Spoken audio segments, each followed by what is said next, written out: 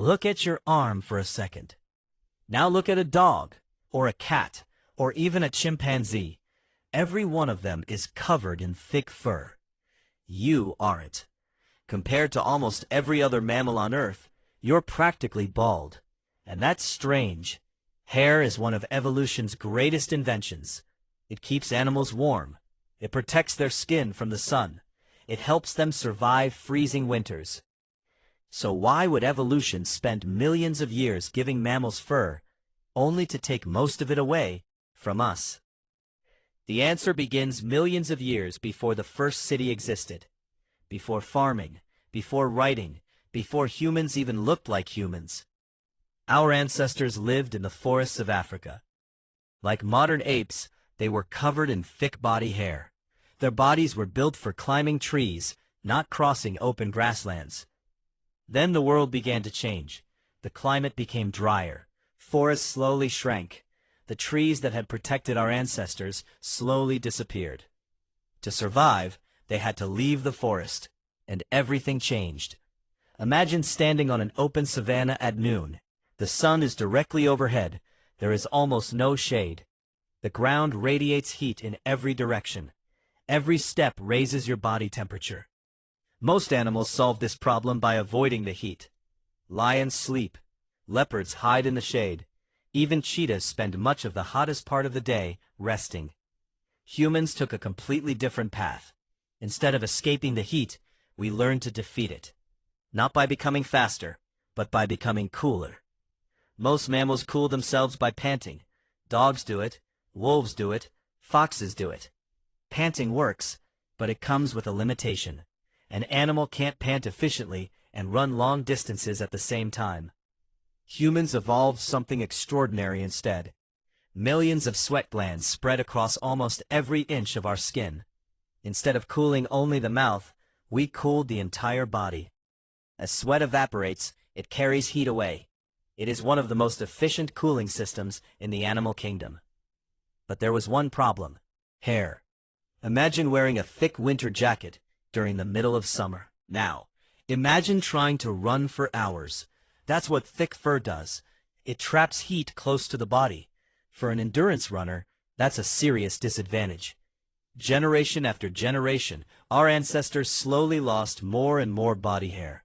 Not because hair was useless, because staying cool became even more important. This change gave humans a remarkable advantage. Not speed, endurance.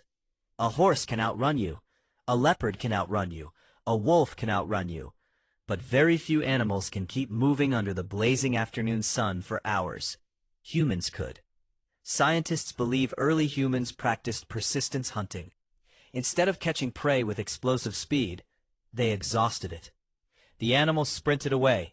The humans kept following. The animals stopped to recover. The humans kept walking. Again and again and again. Eventually the prey overheated. Its body could no longer cool itself. It collapsed from exhaustion. Meanwhile, the humans were still moving, not because they were stronger, because they stayed cooler. But that creates another mystery. If body hair became unnecessary, why didn't it disappear completely? Why do you still have eyebrows? Why do you still have eyelashes? Why do you still have hair on your head? Because evolution doesn't preserve things simply because they've always existed. It preserves what remains useful. Your eyelashes help keep dust out of your eyes. Your eyebrows redirect sweat away from your vision. The hair inside your nose filters the air you breathe. And the hair on your head protects the brain from intense sunlight while allowing heat to escape. Humans didn't become completely hairless. We simply kept the hair that still solved important problems. Then another mystery appears. If scalp hair is so valuable, why do millions of men lose it? Every morning, someone notices a few hairs on the pillow. Someone sees a slightly higher hairline. Someone wonders if they're going bald. It feels like something is going wrong. But evolution tells a different story.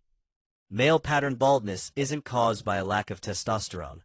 It's caused by how certain hair follicles respond to a hormone called DHT. In some people, these follicles gradually shrink over time. Eventually, the follicle stops producing visible hair. This tendency has existed for thousands of generations. It isn't caused by wearing hats.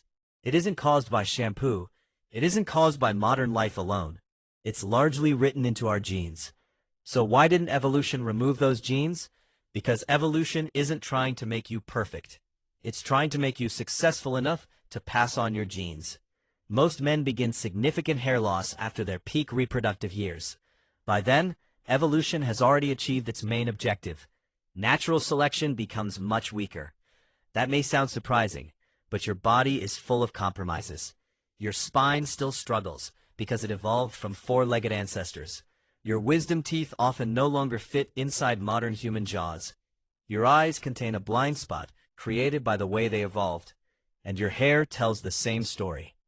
The hair you lost helped your ancestors survive under the African sun. The hair you kept continued protecting the parts of your body that needed it most. And the hair some people lose later in life reminds us that evolution only solves the problems that matter for survival and reproduction, nothing more. The next time you look in the mirror, don't just see your hairstyle or your hairline. See millions of years of evolution. See forests turning into grasslands. See hunters crossing the hottest landscapes on Earth.